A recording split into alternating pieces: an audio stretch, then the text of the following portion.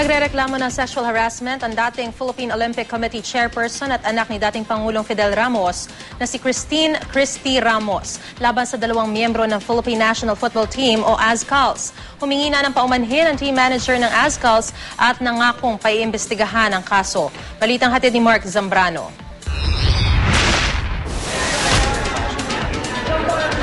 Sumulat na si Christy Ramos kay Lim Quiatong, chairman ng Disciplinary Committee ng Asian Football Confederation, para ipaalam ang umano'y pambabastos sa kanya ni Lexton Moy at Angel Guirado ng ASCALS.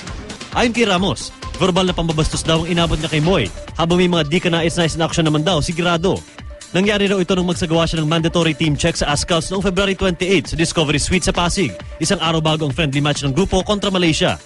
Si Ramos na tumayong match commissioner ng friendly match at naaayon sa regulations ng AFC ang isinagawa niyang team check sa dalawang koponan. It's really painful for me because it had to happen with my team, the team of my country.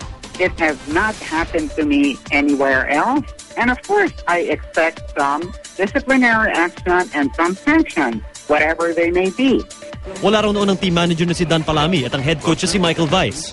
Si James Yang husband na tumatayong team captain ang naroon, pero wala naman daw ginawa para kontrolin ng teammates. It is unacceptable behavior as far as I'm concerned. And again, as one of the duties of a match commissioner, I have to report this incident because, yes, it is sexual harassment.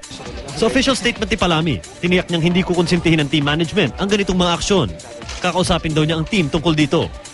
Humingi rin ng paumanhin si Palami kay Ramos para sa buong ASCALS na ngayon nasa Nepal bilang paghahanda sa AFC Challenge Cup. Noong isang taon, nasangkot din ng ilang miyembro ng ASCALS sa umano'y panghahalay sa modelong si Amanda Colling.